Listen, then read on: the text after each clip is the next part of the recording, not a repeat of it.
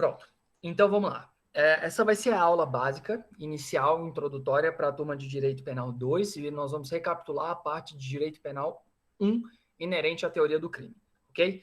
Então, quem estiver anotando, vou pegar e vou começar a compartilhar aqui a minha tela, sobre a ideia, sobre preceitos introdutórios da ideia do direito penal no sentido da punição. Então, quando a gente fala de direito penal, a primeira coisa que se discute é qual é o ponto onde eu vou separar o direito penal do direito civil? E essa pergunta hoje parece ser besta. Você deve estar pensando assim, ué, professor, o direito penal, eu vou utilizar o direito penal quando eu estiver falando de crime. Pois é, mas até que ponto aquela conduta, ela excede a conduta civilmente reprovável e ela, de fato, atinge o direito penal? Essa discussão, ela teve que ser evoluída. Hoje, claro, nós temos ela de uma forma muito bem consolidada, mas nós temos a ideia de que o direito penal ele vai existir quando não for possível a resolução dentro do âmbito civil. Porque pensem o seguinte, você fez um financiamento e daí tu não pagaste desse financiamento. Quer dizer que necessariamente tu é um estelionatário por não ter conseguido pagar o financiamento? Ou tu faz um contrato, tu adquiriu determinado produto e não conseguiu pagar todo, você pode ter ficado desempregado, quer dizer que tu é um estelionatário? Então, a partir dessa discussão, a partir dessa circunstância, é que a gente passa a analisar como um todo se aquela conduta demanda, ela exige que eu faça uso do direito penal para a sua resolução. Então, o direito penal, ele é compreendido como um direito de última ratio, ela é a última camada, é o último recurso, é o último feito que eu tenho para resolver aquele problema. Então, o exemplo que eu trato aqui é justamente essa ideia de um contrato descumprido e eventual, vou colocar aqui, eventual estelionato. Quer dizer, não ter dinheiro para pagar não necessariamente vai induzir ao estelionato. Você pode cobrar civilmente, você pode pedir uma penhora de alguma coisa, né? Agora, além disso, existe outra regra que a gente também estuda em direito penal, que é a questão da conduta ter previsão legal anterior ao fato. E aí nós temos ali o artigo 1º do Código Penal, ele vai trazer para a gente um princípio muito importante, que é o chamado princípio da anterioridade. Professor, diabo é isso.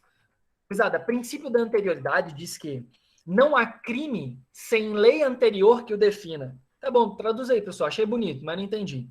Quer dizer que para que eu tenha um crime, eu preciso necessariamente que uma lei anterior àquele fato preveja aquela conduta como crime.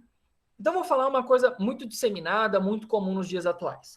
Nudes. Vamos lá. Digamos que o Alexandre, ele foi lá e teve um nude dele gravado sem o seu consentimento e disseminado, propagado nas redes sociais.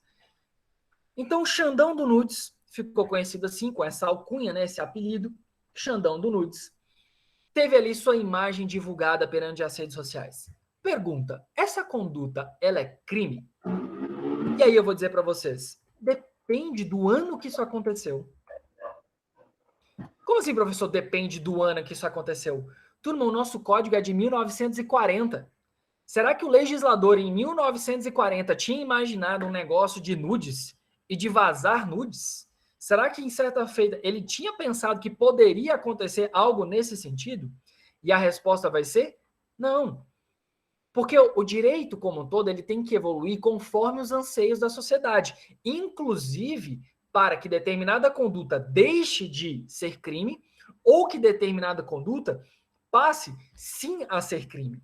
Então, nós temos que a ideia de vazar nudes antes do segundo semestre de 2018, ela não era uma conduta tida como típica, ou seja, ela não era uma conduta que estava escrita no Código Penal.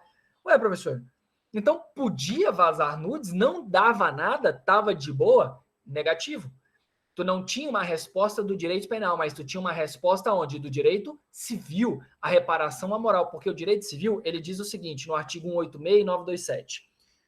Aquele que, por ato ilícito, causar dano a outrem, será obrigado a repará-lo. Artigo 186 e 927. Para quem é estudante, pega sempre esse bizu, reparação civil, você vai lembrar 186927 do Código Civil, beleza? Agora, se os nudes de Xandão do nude, fossem divulgados depois de 2018, por exemplo, no ano de 2019, aí tu já tinha um artigo 216b, que é o chamado de exposição da intimidade sexual. E aí, então, eu tenho uma conduta que agora existe uma previsão legal, e em havendo uma previsão legal, eu posso punir aquele indivíduo. Então, veja, o princípio da anterioridade dentro do direito penal nos informa que não há crime sem lei anterior que o defina. Princípio da anterioridade. Não há pena sem a prévia cominação legal. Eu não posso inventar uma pena também só porque eu acho que o cara que vazou. Por exemplo, Xandão do Nude.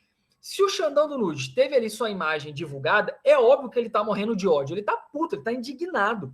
E aí, então, eu não posso aplicar a pena capital de pena de morte se não há previsão anterior disso. Eu só posso aplicar a pena desde que exista uma aplicação de pena. Ou seja, para que eu possa aplicar algo, eu preciso ter uma previsão legal anterior. Professor, mas isso é muito injusto, pouco injusto, ou na verdade é o justo? Turma, um sistema de direito penal, veja, ele é sempre a última ratio, é a última camada do direito. Então eu não posso colocar a sociedade na insegurança no sentido de que, olha, ontem tal conduta não era crime, mas eu vou te punir por um fato que tu fez ontem. Veja o perigo disso. Veja o problema que isso pode acontecer, pode gerar, pelo fato da insegurança de que eu possa punir no passado. Em história, a gente estuda lá no direito espartano sobre a temporalidade, enfim. Mas o nosso ordenamento jurídico moderno não tem como a gente poder tolerar uma hipótese como essa. Mas é sacanagem, concordo, 100% é uma sacanagem.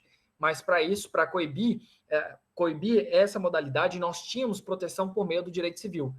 E no direito penal, obviamente, somente após a construção da norma.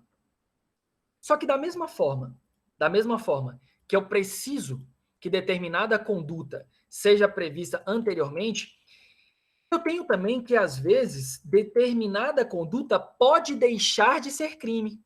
Então, temos ainda a possibilidade de que determinados atos, antigamente tidos como condutas previstas no CP, Código Penal, deixem de ser crimes por meio de um costume social. O que quer dizer isso? Vou dar dois exemplos para vocês. Então, vou colocar o exemplo 1. Crime de adultério. Primeiro exemplo, crime de adultério. Adultério era crime, gente. Veja, na sociedade de hoje, é difícil você pensar na ideia de que o adultério seria uma conduta tida como crime. Perceba que existem aplicativos para traição. Quem for casado aí é só botar no Google. Mentira, não faça isso. Mas Ashley Madison, por exemplo, é um aplicativo que incentiva a traição.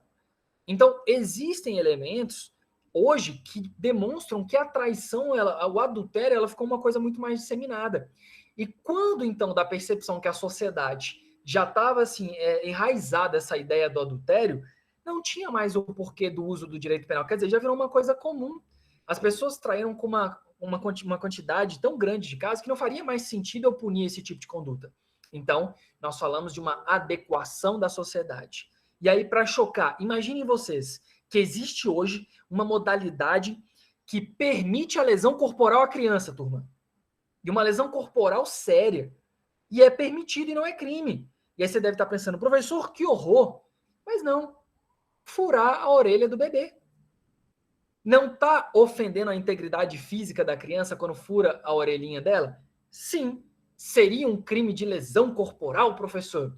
Em tese, sim. Só que, turma, socialmente, não é uma conduta costumeira? Não é uma prática comum? Veja, em que pese a ofensa à integridade física quando de um furo na orelha, nesse caso, se torna aceitável pelo fato de ser algo costumeiro. E então a gente percebe o quê? Que o direito penal, além de ter essa necessidade de ter uma previsão legal, ainda assim nós temos hipóteses onde, em razão de um costume social, aquela conduta deixa de ser crime. Por exemplo, furar orelha de bebês no nascimento.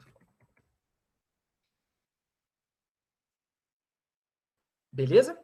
Então, nós temos aqui o princípio da anterioridade, sobre essa ideia da necessidade da previsão de lei anterior para que se tenha um crime, e nós temos uma hipótese de que determinadas condutas não sejam interpretadas como crime. E aí nós vamos falar, então, sobre o princípio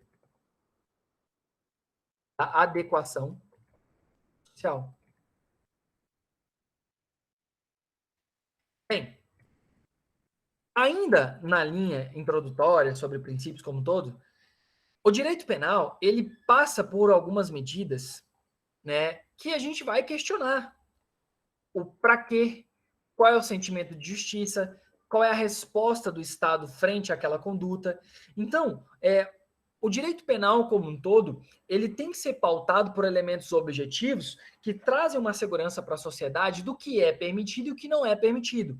Veja, uma das premissas que a gente estuda em direito é: ao cidadão é permitido fazer tudo aquilo que a lei não proíbe, enquanto à administração pública é permitido fazer aquilo que a lei determina. Então, veja, o cidadão ele pode fazer aquilo que a lei não proíbe. A partir do momento que ele rompe essa norma, então eu preciso de uma resposta do Estado. E aí vem a ideia da punição, vem a resposta sobre aquele ato ilícito. E aí, para entender essa resposta do Estado e entender a ideia do direito penal, nós temos que pensar que o direito penal não existe para punir propriamente. Como assim, professor? Não existe para punir. O direito penal é para pena, tá certo? Também. Mas existe também o direito penal justamente para prevenir que alguém cometa crime. E quando do cometimento do crime, que ele seja responsabilizado. Então, existe ali uma tripla função, porque além de prevenir, além de dar uma resposta, uma punição para o indivíduo, eu tenho que me preocupar com o direito que, nesse processo de punir, eu não puna somente por punir. Ué, como assim não puna por punir? Pensem vocês o seguinte: o que seria o punir por punir se não uma vingança? Ah, a Beatriz pegou meu celular, eu vou lá e vou roubar o celular dela. Faz sentido isso? Quer dizer, então a ideia é só meramente vingativa? Não, a ideia não é uma retribuição vingativa. É uma resposta que, olha, você tinha ali a consciência de que esse ato é errado. Uma vez que tu rompe a norma, tu deve ser responsabilizado. E então, uma vez responsabilizado, eu tenho que me preocupar também com a ideia de que, olha, eu não vou poder te trancar para sempre lá, então eu preciso que tu volte para a sociedade. E aí, então, essa reinserção do indivíduo na sociedade também faz parte da mentalidade sobre o porquê de punir, do objetivo e a finalidade da aplicação da pena. E aí, então, sobre essa ideia de aplicar pena, nós temos aqui o que o Max Weber fala sobre a ideia do monopólio do poder estatal. Nós temos a ideia, vamos colocar assim, ó, Weber, monopólio do poder estatal. Nós temos Rousseau, um contrato social.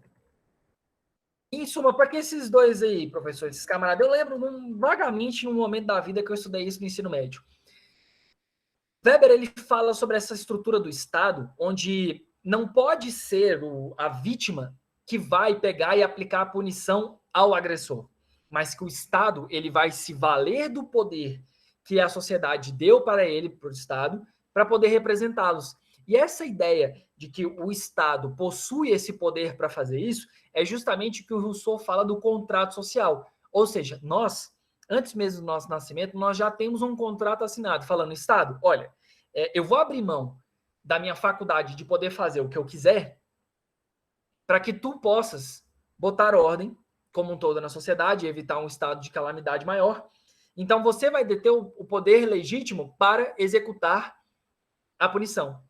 Então, o que o Miguel Reale, todo mundo aqui já leu Miguel Reale ou alguém já ouviu falar desse cara, Miguel Reale, livro verdinho da capa verde? Alguém já leu aqui na turma? Acho que se sim, ficou tímido na hora de falar. Bem, então o Miguel Reale ele vai trazer para a gente essa frase, essa menção, que ela é brilhante, que diz o seguinte: a astúcia do direito é valer-se do veneno da força para impedir que ela triunfe. Então, A sagacidade, a expertise do direito é valer-se do veneno da força para impedir que a força prevaleça. Então, o veneno da força que o direito se vale é justamente, opa, eu vou utilizar a força contra você porque eu não quero que essa força, essa regra do mais forte prevaleça no ordenamento jurídico. Então, a ideia é justamente por isso que existe uma coação lícita do Estado. Ó, Jéssica, se você cometer um crimezinho, eu vou te punir. Se você andar acima da velocidade, o que eu vou fazer contigo? Eu vou te dar uma multinha, eu vou suspender a sua carteira. Então, essa é a ideia de uma coação lícita. É quando o Estado utiliza desses meios justamente para poder manter a ordem social. E aí, como fim, além da ideia da repressão, né, essa ideia de proteção e a punição, é o que eu falo sobre a ideia da ressocialização. O direito penal deve existir para um determinado fim. Qual é o determinado fim? Aplicar uma reprimenda, uma punição sobre aquele ato que foi realizado, mas com o objetivo. Porque punir por punir, sem o objetivo, é mera vingança. Não podemos compactuar com uma difusão geral de que, bandido tem que ficar na cadeia, beleza, mas lembre-se que esse mesmo camarada que é bandido, ele pode ser um parente seu que estava dirigindo, mexeu no celular e atropelou. E aí ele passa a responder por um homicídio. Você que eventualmente não declarou todas as suas rendas, nós temos ali a Lei 8.037 de 90, falando sobre os crimes contra a ordem fiscal. Sonegação é crime, então você é um criminoso. Você que eventualmente não... Tem várias condutas que são tidas como criminosas. E, por vezes, nós se vestimos da carapuça desse tipo de conduta. Professor, mas aí tá muito garantista, não tô gostando desse papo. Não, não só isso. A ideia é que é o seguinte, primeiro, se você estiver naquela posição ou algum parente seu, tu quer que de fato o sistema funcione. E mais do que isso, vamos pensar nos outros indivíduos, um cara que comete um roubo. Então, o cara que comete um roubo, claro, é um crime ruim, péssimo, porque ele subtrai coisa alheia móvel mediante violência ou grave ameaça. Claro, com certeza, merece uma reprimenda mais severa? Merece. Só que lembre-se que esse cara nunca vai ficar 40 anos por um roubo simples. Então esse cara não vai morrer na cadeia. Ele não vai ficar a vida inteira na cadeia, ele sai. Então é por isso que o direito penal ele não pode se valer somente na ideia do punir. Ele precisa de uma finalidade. E aí a gente vai estudar isso sobre as finalidades da pena justamente com o objetivo de que aquilo ali tenha não só um motivo ensejador que seja o fato que a gente vai falar sobre típico. E eu vou relembrar vocês, para quem já estudou e para quem não viu ainda, vou trazer a baila. Tem que ter uma finalidade, porque aí é o exemplo que eu gosto de usar em sala. A sujeira embaixo do tapete, ela não deixa de existir porque ela está lá. Ela continua embaixo do tapete. O problema é até quando o tapete suporta toda a sujeira. Porque quando se vem à tona, é quando você descobre tudo aquilo que tem de pior e vem para a sociedade.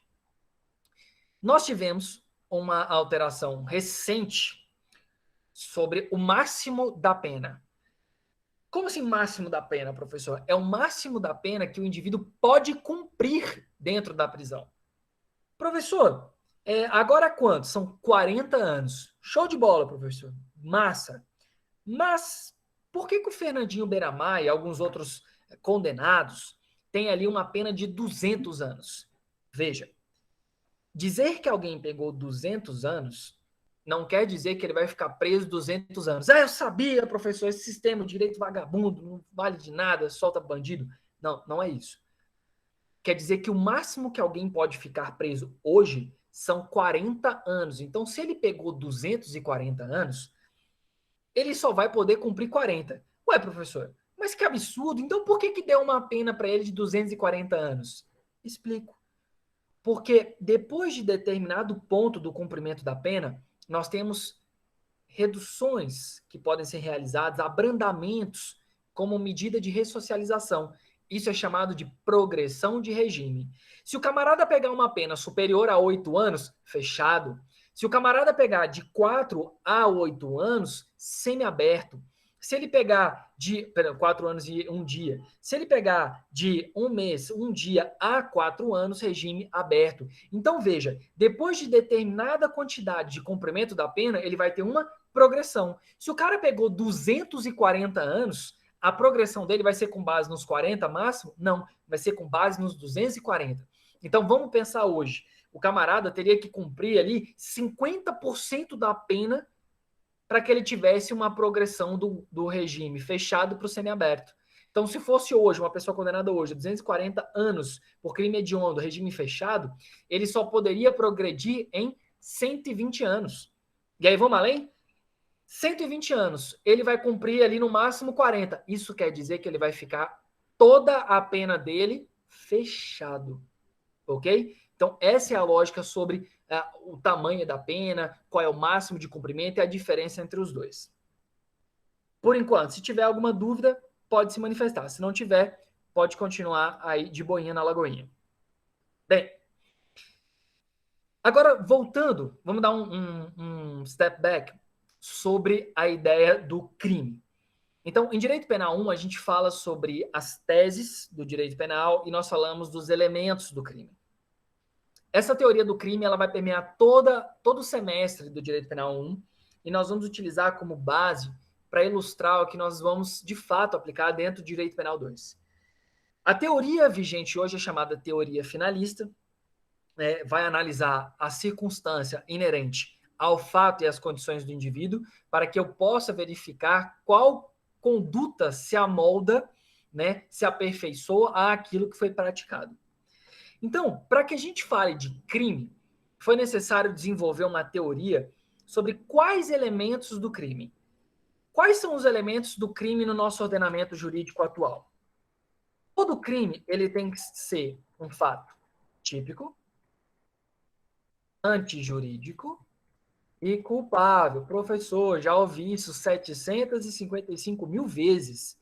Ótimo, vamos ouvir 750.001 vezes. Porque não basta somente eu saber que é fato típico, antijurídico ou ilícito e culpável. Eu tenho que entender o que de acho é fato típico, por que eu digo que é antijurídico e por que é culpável. O que quer dizer ser culpável? Então, vamos lá. Como fato típico, nós vamos falar de uma conduta típica. Ah, para, professor. Claro que é uma conduta típica, porque está escrito, né? Sim. Mas conduta típica é a subsunção do fato à norma. Professor, tu não está ajudando. Diabo é isso de subsunção do fato à norma. Não precisa nem falar isso. Então vamos aqui fazer um esclarecimento. Primeiro, crime vai ser toda ação ou omissão. Então vamos pensar o seguinte. Um ser humano, ele é apto a fazer algo ou deixar de fazer alguma coisa. Professor, o cachorro comete crime? Não, um cachorro não comete crime. Você pode responsabilizar o dono por eventual omissão ou negligência quando do cuidado do seu cachorro. Mas o cachorro não comete crime. Quem comete crime deve ser um ser humano. Então, primeira ideia sobre fato típico, nós vamos decompor e você vai ter ali, a primeira análise vai ser a conduta humana. Show! Conduta humana, ela é omissiva ou comissiva? Professor, por que comissiva? Nunca ouvi falar disso. É só a terminologia que a gente utiliza pelo fato de fazer algo. Então, crime, conduta humana, inerente a fazer ou deixar de fazer algo. Quem faz ou deixa de fazer algo, normalmente está imbuído ou pela vontade de fazer aquilo, e a gente vai chamar isso de dolo, ou nós vamos falar de culpa. Professor, sempre ouvi falar desse negócio de dolo. Explica pra gente aí rapidinho, dolo. Claro, dolo é a intenção de praticar o ato. Nós temos o dolo eventual, quando a pessoa assume a possibilidade daquele fato ocorrer. Então, por exemplo, quando a gente fala de dolo eventual, eu quero pegar, vou parar aqui de compartilhar. Eu quero pegar, entrar na sala e eu tô com o meu fuzil e eu quero metralhar Xandão do Nudes. Só que eu sei que a turma tá cheia. E quando eu chego lá com o meu fuzil, eu começo a disparar dentro da sala de aula. Turma, necessariamente eu não assumi o risco de acabar atingindo mais de um aluno. Eu não assumo o risco de eventualmente pegar e acertar outros alunos. Então, eu vou lá e assumo que aquela possibilidade pode acontecer e eu estou responsabilizado também pelas condutas derivadas disso, porque eu assumi o risco. Então, nós temos ali uma possibilidade de alcançar o final, um resultado X, e eu assumo a responsabilidade sobre isso. Então, nós temos ainda sobre o desdobramento do dolo. Deixa eu compartilhar com vocês aqui a tela. Sobre o desdobramento do dolo. Quase que não sai. Desdobramento. Nós temos ainda o dolo. Dolo eventual. Assume o risco de produzir outros resultados para alcançar seu objetivo. Nós temos ainda o chamado pré-ter dolo, quando, por exemplo, o que seria um crime pré-ter doloso? Quando você tem vontade de fazer algo, mas acaba acontecendo um outro resultado. Por exemplo, tu queria quebrar a janela do seu vizinho porque tu tá bravo, porque ele tava te ofendendo. E aí, quando tu joga a pedra, acaba acertando a cabeça de uma pessoa que tá lá dentro.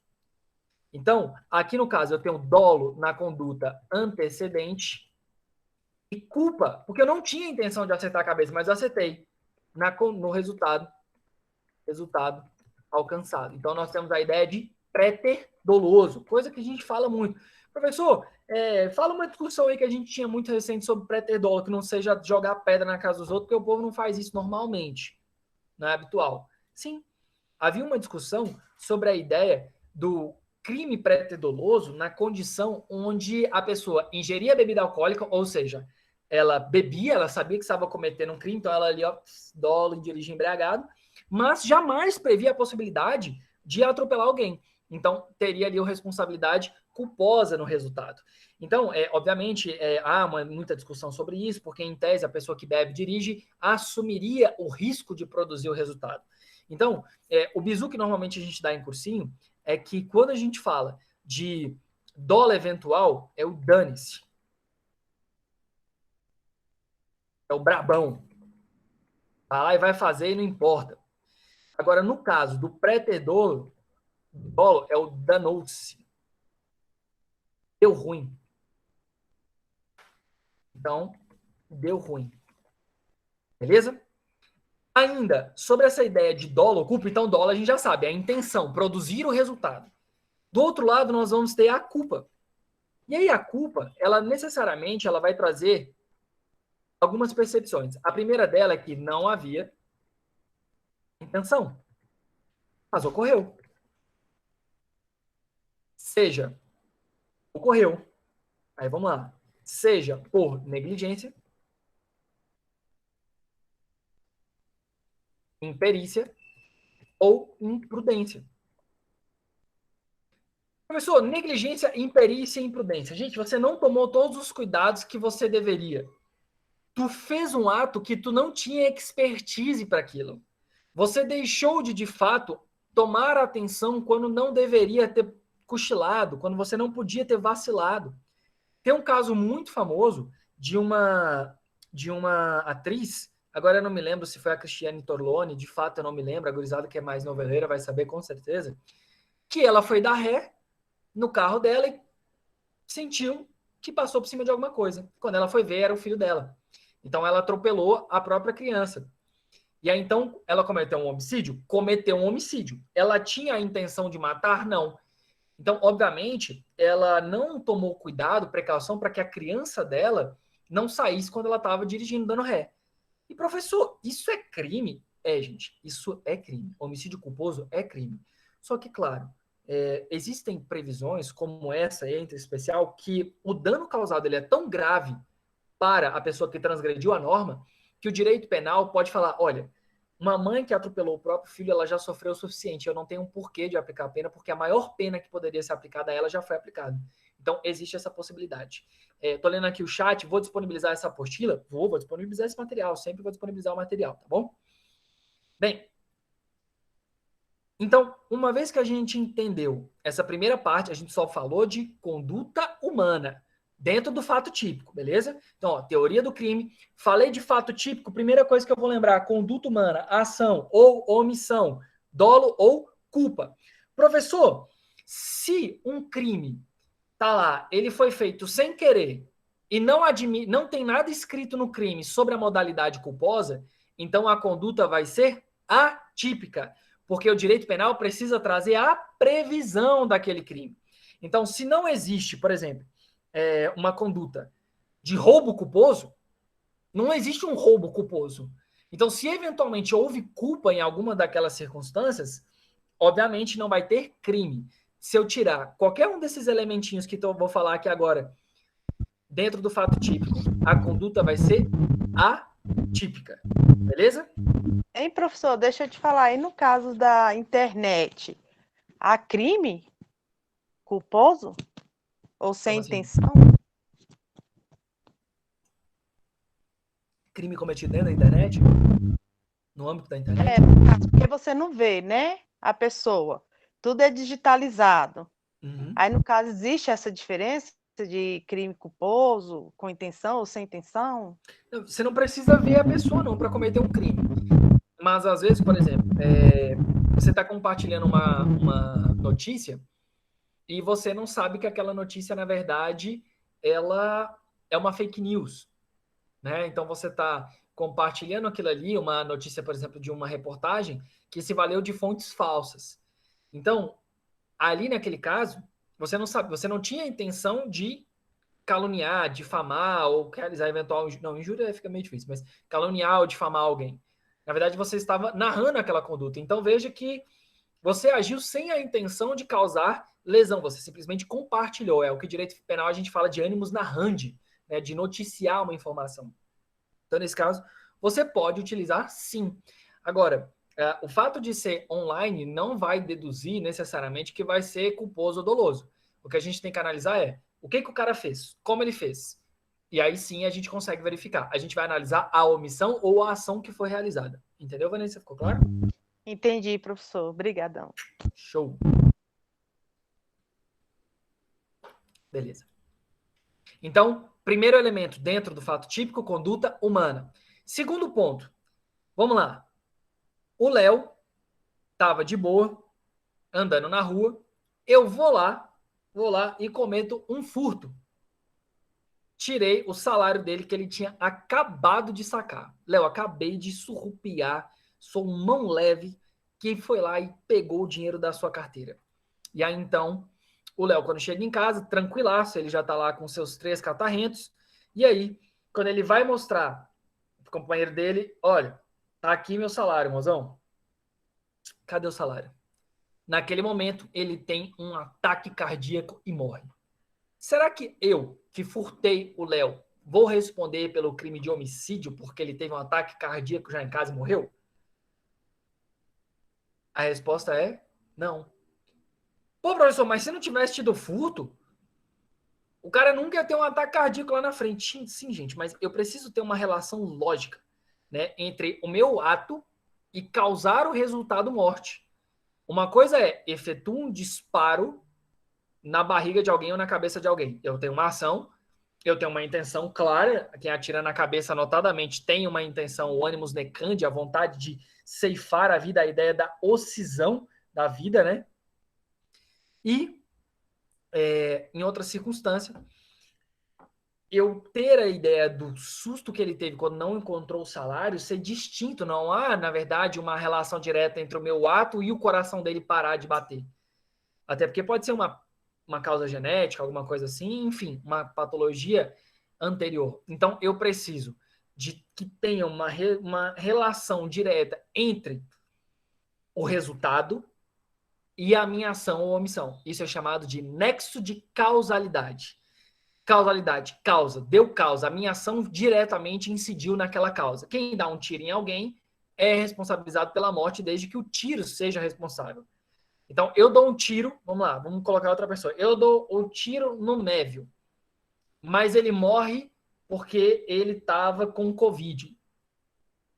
Eu posso ser responsabilizado pelo homicídio? Poxa, mas você deu um tiro no cara, sim, mas ele morreu de Covid. Então, a gente tem que analisar o quê? Nexo de causalidade. Então, dentro do fato típico, conduta humana, ação ou omissão. Dolo, culpa. Nexo de causalidade, nexo, relação entre o ato e o resultado. E veja que eu estou falando de resultado. Obviamente, o resultado também vai estar dentro do fato típico. Então, ó, ato, ação humana, ou omissão, nexo, a relação da omissão ou da ação com o resultado. E por óbvio que o resultado também é um elemento do fato típico. O que aconteceu no mundo? Vamos dar um exemplo de resultado? Vamos dar um exemplo de resultado. Vamos lá. Eu tinha ali uma compra de um terreno com a Bruna. Uma coisa grande, envolvendo muito dinheiro. E aí, de certo ponto, eu falei assim, rapaz, eu acho que eu vou matar essa mulher por não ter que pagar, porque eu não vou dar conta, ela vai tomar de volta, ela já tá aqui me encrencando. Aí a Bruna, eu não sabia, a Bruna vai lá, ela tá muito mal, e ela resolve tomar um veneno. Que ela tá cansada da vida, ela não quer mais problema, todo mundo devendo para ela, dinheiro só foi problema. Aí a Bruna vai lá, então, e toma um veneno. Aí eu invado a casa da Bruna, vejo que ela tá deitada e efetuo um disparo contra ela. Pergunta: tem como eu matar um morto, turma? Não tem como. Então, nesse caso em específico, eu posso ser responsabilizado pela morte da Bruna? A resposta vai ser não, porque em que pese a minha conduta ser ilícita, reprovável, eu não vou poder responder pelo crime de homicídio consumado nesse caso, porque de fato eu não tive ali o resultado, matar alguém. Não se mata uma pessoa que já está morta. Então, é por isso que a gente tem que analisar também o resultado da conduta. E aí, professor, poxa, mas esse exemplo foi muito trágico. Concordo. Então, vamos para o exemplo menos trágico. Eu compro uma arma de água. Eu brabo. Estou indignado com o Paulo. Estou brabo com o Paulo. E aí eu comprei a minha arminha de água. E eu desejo na minha cabeça, eu tenho vontade, então, ó, dolo, de ceifar a vida de Paulo. E aí eu chego então na frente de Paulo com a minha arminha d'água e começo a atirar incansavelmente diversos jatos de água. Turma, eu posso ser responsabilizado por tentativa de homicídio por disparar uma arma de água na cabeça de alguém? A resposta é não. Acho que não. Não, porque tu tens que analisar o próprio resultado. O meio era totalmente impróprio para a obtenção de um resultado final. Eu tinha a intenção, eu queria tirar a vida dele, mas eu não tinha meio, ou então eu não me utilizei de meios para que, de fato, ao final, eu pudesse alcançar o resultado morte. Então, obviamente, eu não vou poder ser responsabilizado por uma tentativa de homicídio, porque o resultado seria impossível. Jamais eu conseguiria matá-lo com uma arminha de água. Professor, tem algum caso na vida real que seja assim curioso? Esse da arminha de água é real e o outro é a questão de fazer mandinga para a pessoa morrer. Então, essa discussão, por exemplo, a pessoa foi lá e fazia uns negócios, amarrava, enfim, uns trem esquisitos lá, justamente para provocar mal a outro. Eu posso punir, quer dizer, professor, mas eu sou da religiosidade que acredita. Tudo bem, não tem problema. Mas veja, o direito ele tem que ser laico. Ele não vai analisar a religião, a questão das esferas espirituais. Não, ele é mundano, ele é do corpo do homem. E por enquanto ainda não há nenhuma prova física, material, de que se você espetar um boneco porque tem ali um fio de cabelo, que aquilo ali vai de fato gerar o resultado morte ou lesão corporal em alguém. Então, não posso punir. Não tem um resultado. Não alcançou o resultado naturalístico. Né? Não alcançou o resultado final. Então, eu não tenho como falar que aquela conduta ela é típica, porque o meio escolhido é impróprio e ainda que eu tivesse vontade de fazer aquilo, o resultado jamais vai acontecer. E aí, por fim, gente, vem aquele negócio feio que a gente fala. Tipicidade. Subsunção do fato à norma. Professor, eu ouço isso aí, dá até desespero. Subsunção do fato à norma é adequação do fato que aconteceu com a norma. Quer dizer, eu preciso ter uma previsão legal, eu preciso ter escrito que aquela conduta humana, ela é crime. Querem ver um exemplo? Já falei, né? Do nudes. Não tinha antes o crime de vazar nudes. Agora tem. Então, quando que ele deixou... Quando ele trouxe essa ideia de que é crime, a partir do momento que o Código Penal trouxe a previsão de que aquilo ali seria crime. Então, subsunção do fato à norma é que aconteceu uma coisa no mundo dos fatos, na nossa vida, e que tem ali uma previsão legal, uma reprimenda legal, que seria então a norma. Então, subsunção do fato à norma. Dar um tiro na cabeça de alguém, matar alguém. Artigo 121. Subtrair coisa alheia móvel mediante violência ou grave ameaça. Roubo. Professor, Claro. e se a pessoa dá um tiro na perna da pessoa? Aí, no caso, ele vai responder por lesão ou tentativa de homicídio? Acho que é lesão, né? Lesão corporal. Se eu fui lá, ô Márcio, vi que eu tô discutindo ali com o Jacinto, e aí eu sei que o Jacinto é um cara meio brabo, tal, eu tenho aqui a minha arma. Quando ele começa a se mexer, eu vou lá e dou um tiro na perna dele.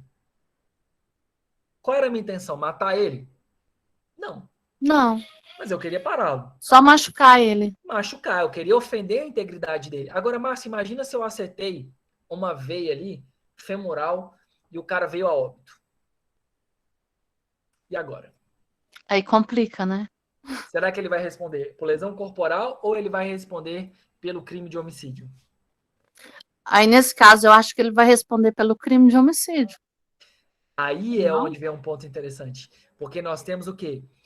Quando a minha intenção... Olha que legal, esse exemplo foi muito bom. Quando eu for analisar qual crime ele cometeu, eu tenho que analisar logo de pronto. Qual foi a conduta? Qual era a minha intenção que eu tinha na hora? Dentro do fato típico. Qual era a minha intenção, Márcia? Era matar ele ou causar dano à integridade física dele? Era causar dano, né? Que foi na Então, perna. exato. Então, o meu dolo foi causar dano a ele. Minha intenção, dolo, lá no fato típico. Só que o resultado foi pior do que eu tinha imaginado. Então, o que a gente pode analisar nesse caso? Que eu tenho aqui uma lesão corporal seguida de morte, que é o artigo 129, parágrafo 3º. O agente não queria o resultado morte, também não assumiu produzi-lo, mas aconteceu. Então, 129, parágrafo 3º. Seria a ideia de que a gente estava falando do crime pré-ter doloso. Você tinha dolo na conduta antecedente, eu queria ofender a integridade física dele, mas eu não queria matá-lo. Entendeu? Ficou claro assim? Entendi, obrigada. Show. E aí, então, como último elemento da tipicidade, do fato típico, vai ser a tipicidade, que é essa ideia de ter a previsão legal. E aí, lembre-se do princípio da anterioridade. Preciso de uma norma escrita. Professor, eu posso fazer uma analogia tipo assim, professor.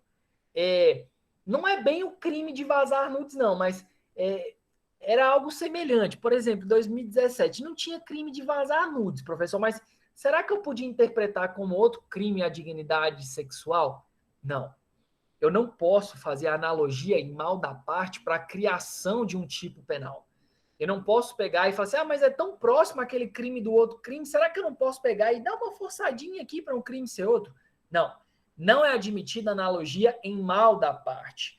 Agora, nós temos analogias em bem da parte. Por exemplo, quando você tem ali alguns crimes que eles podem trazer uma interpretação benéfica, igual o tráfico de drogas e a falsificação de determinados produtos.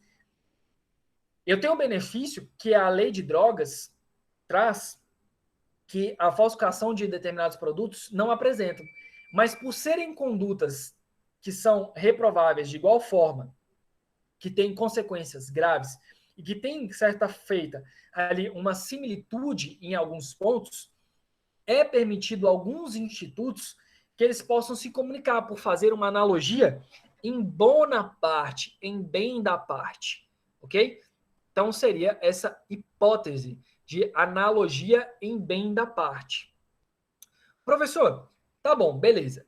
Se eu tirar qualquer um desses elementos, quer dizer, não ficou comprovado dolo ou culpa, não tem nexo de causalidade, não tem resultado, não tem tipicidade, o que acontece? Primeira coisa, deixa de ser crime.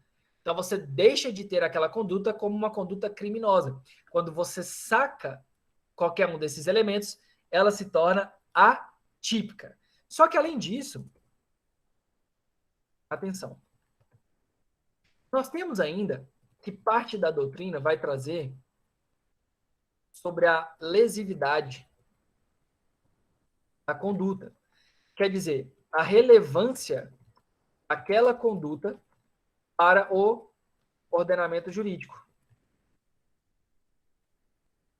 Como assim, pessoal? Não entendi. Como assim relevância da conduta para o ordenamento jurídico? Pensem em vocês a hipótese onde eu tenho um camarada que entra no mercado e aí ele foi lá e furtou uma bolacha para dar para os filhos dele. É crime? Sim. Artigo 155, crime. Agora, será que essa conduta ela é penalmente relevante ao ponto de eu pegar e colocar esse camarada numa cadeia? Aí a gente tem que analisar as circunstâncias. Quer dizer, um pacote de biscoito frente a um Extra, Carrefour, não necessariamente vai trazer uma lesividade ao patrimônio de forma expressiva que, de fato, ali vai gerar um prejuízo absurdo. Claro, se todo mundo fizesse isso, não seria possível, até porque nenhuma empresa se sustentaria disso.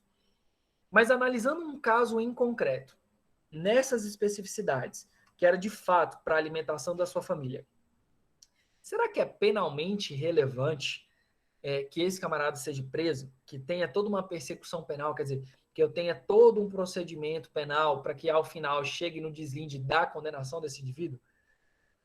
Então a gente passa a analisar agora se aquela lesão de fato ela trai a necessidade do direito penal, se ela demonstra relevância.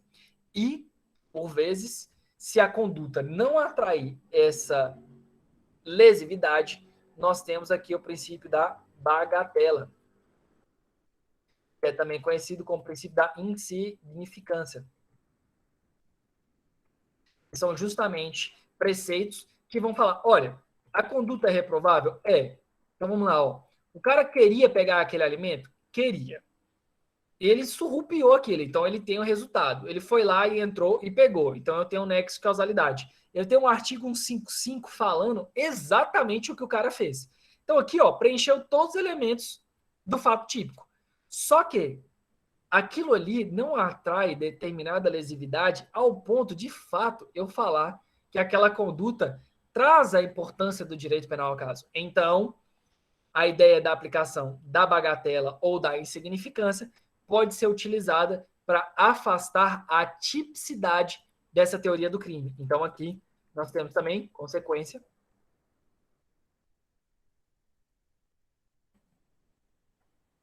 a tese de atipicidade.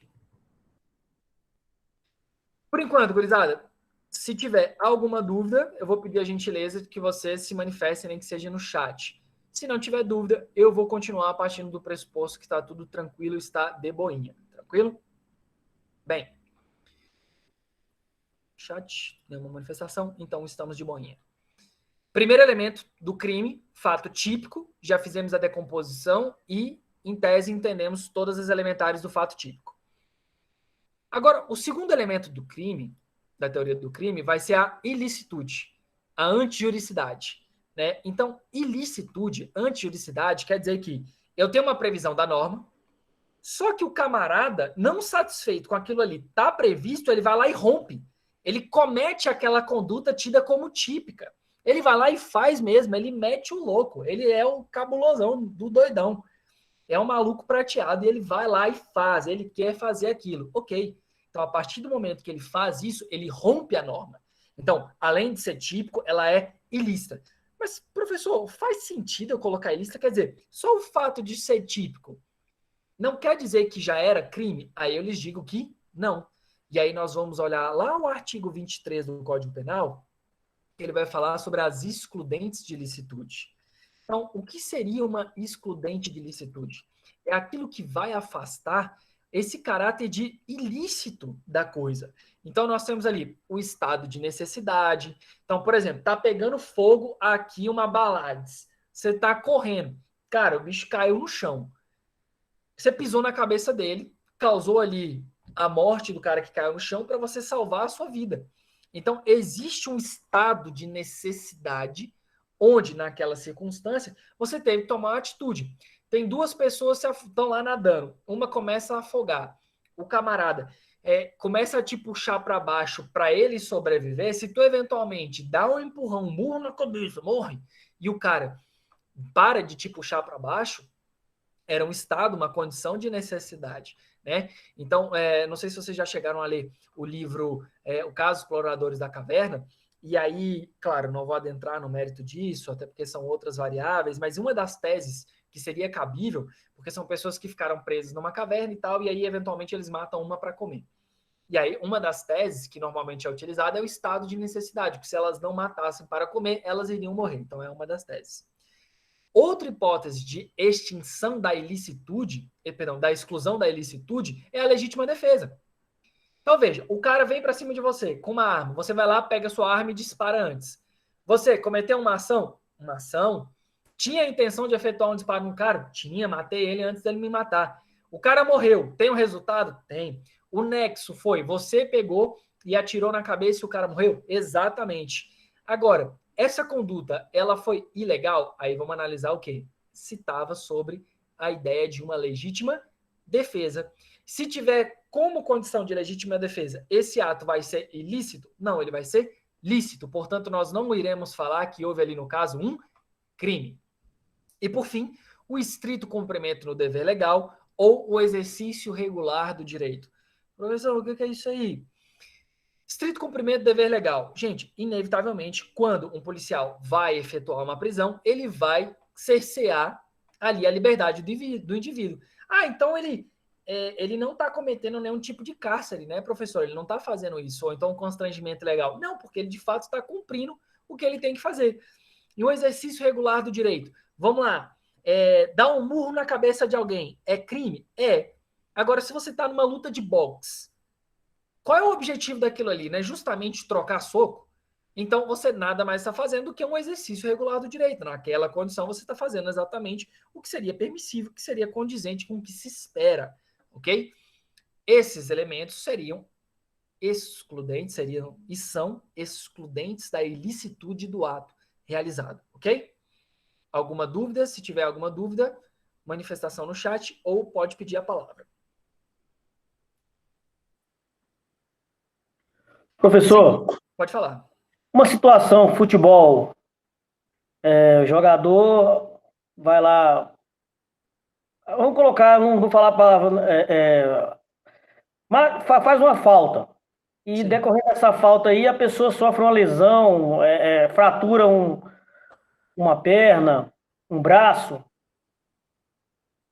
Aí, vamos lá, pode falar. Não, pode concluir. Não, tu pode concluir. Na verdade, esse exemplo é muito bom. Tem vários casos disso aí. Eu peguei, mas dei duas coisas. Uma situação, aí decorrente ali do jogo, num movimento para defesa, né, ele vai e causa esse mal aí ao adversário. E a situação que, por acaso, ele se irrita com esse cidadão dentro do campo e o agride assim, durante o jogo ali, o agride causa a mesma coisa, no caso, uma fratura, uma lesão na pessoa. Show. Perfeito. Vamos lá. Eu acho que você já sabe a resposta, Alexandre. Se for um ato dentro da habitualidade ali do futebol, ele foi lá e fez uma falta de jogo, é horroroso. Machucou, quebrou, botou para fora lá o osso do camarada, infelizmente é coisa de jogo, é inerente à atividade. É só você pensar no futebol americano. Por diversas vezes teve pessoas que ficaram paraplégicas, tetraplégicas, justamente por causa do ato. É inerente à atividade, é um risco inerente à atividade. Agora, uma coisa totalmente distinta é eu saio da ideia do jogo e dou uma voadora na cabeça do cara. Obviamente, destoa completamente, porque não seria um ato do jogo, não seria um ato do esporte, mas sim algo que rompe aquilo, então que excede aquilo. Então, uma coisa é você dar uma cabeçada, subir para a bola e dar uma cabeçada na cabeça do outro, ele tem um TC e morte. Outra coisa é você vai lá e dá uma voadora na cabeça do cara porque tu tá brabo. Aí são duas coisas distintas, entendeu? Se for um ato inerente à prática esportiva, exercício regular do direito. Se for algo que excede aquilo ali, então, no caso, a gente vai estar falando de um crime próprio que a pessoa foi lá e excedeu o que seria possível fazer na condição, beleza? Entendeu, Alexandre? Entendido, sim. Às vezes eu fico pensando assim, porque é difícil você analisar no jogo, né, qual seria essa situação do crime ou então da questão do jogo mesmo. Sim. Na verdade, é um pouco mais fácil, tu imagina. Se o cara dá uma voadora no outro, você consegue verificar de uma forma mais clara que ali não é condizente com o jogo, embora exista o pé alto, né? Mas tu tem toda uma propensão para de fato causar uma lesão corporal ou não. Quando é algo do jogo, você tem uma responsabilidade inerente ao que pode ser feito no jogo. Uma vez dá um carrinho, foi dar um toque no cara, ali deu um totó no cara, foi dar um voleio, acertou a cabeça do camarada. Então, o que acaba se tornando uma condição mais grave é quando de fato vai para a pancadaria. Então, para entender quando se tem uma lesão corporal, é quando excede. O calor do momento em si é compreensível, mas ele não pode, de certa forma, permitir que determinados que sejam excessos venham para dentro do jogo. Então, a falta criminosa, aquela que o camarada tinha intenção mesmo de cometer falta, é uma coisa. Agora, quando ele vai lá e quer exceder a falta, quando ele passa a produzir atos que excedem isso daí, aí então a gente tem a possibilidade de adequação da conduta ao tipo penal. Entendeu, Alexandre? Recebido, entendido. Show. E aí, então, para a gente encerrar o último elemento da teoria do crime, nós vamos falar sobre a culpabilidade. O crime tem que ser culpável. Então, vamos lá. Para ser crime, tem que ser fato típico, que a gente viu todas as elementares do fato típico. Ele tem que ser antijurídico, quer dizer, ainda que ele seja típico, tem a previsão legal dele, tem que ser ilícito e tem que ser ainda culpável. Culpável tem um bizu. O bizu do culpável vai ser impo ex. Quer dizer, tem que ser possível aplicar aquela pena. Impo ex. A pessoa que cometeu aquele ato, ele tem que ser imputável. Ele tem que poder responder por aquele crime. Então, uma criança, um adolescente comete crime, turma? Não. Ato infracional análogo a crime. Então, um menor de idade, ele vai esbarrar exatamente na hipótese da imputabilidade. Ele pode responder por crime? Não. Uma pessoa que tem ausência de discernimento mental, tem a total incapacidade mental, eu fico até brincando aqui, colocar assim, doidinho das ideias.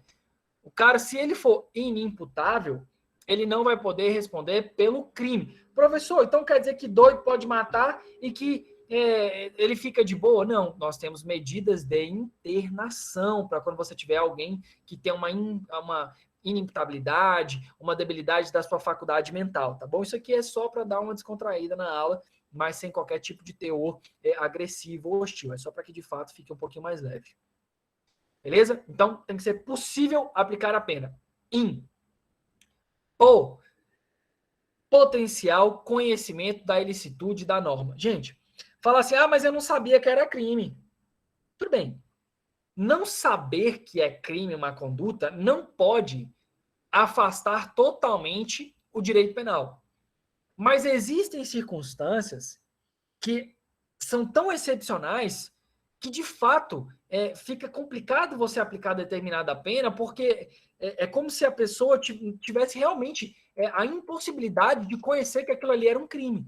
Então, nós tivemos aqui um caso em Brasília, se não me falha a memória, de um camarada que foi numa árvore que estava em proteção ambiental e pegou a casca da árvore e tal, porque ele aprendeu quando menor que era assim, para fazer um chá para a pessoa que estava doente. E o cara foi preso por um crime ambiental.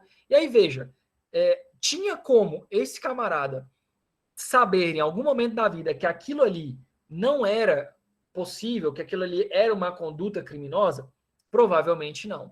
Então, ainda que a regra geral seja você não pode alegar o seu desconhecimento para simplesmente afastar o direito penal, em razão da circunstância em concreto, analisando caso a caso, é possível verificar que seria impossível que ele soubesse sobre a ilicitude daquilo, e aí então o direito penal ele não tem a intenção da aplicação da pena naquele caso em concreto.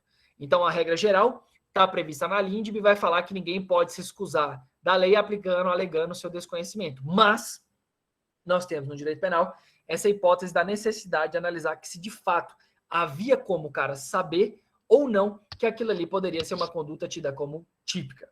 Ok? Alguma dúvida? Não? Beleza. Ainda sobre a culpabilidade, agora nós chegamos no X do IMPOEX, que é a exigibilidade de conduta diversa. No começo da aula, a gente falava sobre um exemplo de uma locomotiva, onde tu era o condutor, né, da locomotiva, e que não havia freio, e que se seguisse o caminho reto, atingiria 5 pessoas, e as 5 pessoas iriam morrer, porque o freio estava estragado. Mas se você mudasse o curso, poderia acertar somente uma pessoa. Então, inicialmente, essa pessoa era um qualquer desconhecido, e a maioria dos alunos diria que mudou o destino para acertar essa uma pessoa. Em contrapartida, nós temos ali um outro caso, onde, na verdade, essa uma pessoa era um familiar. E aí, ao invés de mudar o curso daquele trem, as pessoas optaram por deixar com que atropelasse as 5 pessoas sem mudar o curso. Então, veja, não atropelar um familiar para que, de fato, aquilo ali venha atropelar outras pessoas, me parece que seria um senso comum de proteção à família. É muito difícil você exigir do cidadão médio que ele sacrifique um membro da sua família em proteção a pessoas que ele não conhece, a desconhecidos. Então, o indivíduo, o ser humano médio, naquela circunstância, ele teria um comportamento diverso daquele que ocorreu no caso em concreto? Então, essa é o que a gente chama de requisito da exigibilidade de conduta diversa. Qualquer pessoa, naquele caso, será que ele de fato atrairia uma mudança no comportamento? O ser humano médio, claro que existem seres humanos iluminados, né? Talvez a pessoa, sim, optaria por atropelar o parente para salvar, às vezes o parente é uma sogra, enfim, e a pessoa optou por atropelar a sogra. Mas, via de regra, gente, essa percepção sobre a exigibilidade de conduta diversa, ela é atrelada a essa circunstância, de o que o homem médio, o que o cidadão médico, o humano médio faria naquela circunstância, naquele caso em concreto. Então, dentro da tipicidade, nós vimos quais são os elementos da tipicidade. Dentro da ilicitude, entendemos o que é ser ilícito. E agora, sobre a culpabilidade, sobre essa hipótese de aplicar a pena, nós vimos as 3 elementares da culpabilidade, beleza? Se eu tirar qualquer uma desses elementos, culpabilidade, tipicidade ou a ilicitude, eu deixo de ter um crime. Então, crime precisa necessariamente desses 3 elementos. Tese majoritária. Só que existe uma corrente da doutrina que diz que a culpabilidade ela seria somente um requisito da aplicação da pena. Então, não seria atrelada à teoria do crime. E aí, para essa doutrina minoritária, tem-se que crime é fato típico e antijurídico. E a culpabilidade é mero requisito de aplicação de pena. Para nós, vamos utilizar a teoria tripartida, que é a majoritária. Típico, antijurídico, culpável. Mas sabemos da teoria bipartite, que vai dizer sobre o fato típico e ilícito, ok? Então, tomem nota. Outra coisa que normalmente eu vejo muita confusão. Professor, e o tal do tridimensionalismo? O tridimensionalismo, gente, não se confunde com a ideia da teoria do crime, que é tripartite, porque tridimensionalismo é uma matéria que você vai estudar lá em Introdução ao Estudo do Direito, que vai falar que o direito é a conjunção de 3 elementos: fato, valor e norma. Então, são aqueles 3 círculozinhos que a gente estuda no primeiro semestre, tá bom? Então, não confunde tridimensionalismo do direito com teoria tripartite do direito penal, tá bom? E aí eu coloco aqui ainda 3 pontos, ponderações, sobre a ideia de contravenção penal, que não é crime, contravenção penal é contravenção penal, por isso nós temos normas próprias. E você tem ali condutas que não deixam de ser ilícitas, mas que o seu potencial de dano, o seu potencial ofensivo é menor do que o de crime, ok? Então, nós temos contravenções penais, justamente porque são menos agressivos do que o crime. O crime Ele ainda vai trazer a ideia de aspecto material, que é o resultado, o dano, a lesão que ele vai colocar no mundo material, e o crime no sentido formal, que é justamente essa previsão, a letra da lei, o que ela traz, o que é a formalidade inerente àquele crime, tá bom? Então, bem, é uma revisão mais sucinta, obviamente, da parte de teoria geral do crime, porque a gente vai começar a aprofundar e era necessário esse introito. Temos alguma dúvida ou ponderação? Se não tivermos, então, e como não temos até o momento, vou encerrar a gravação.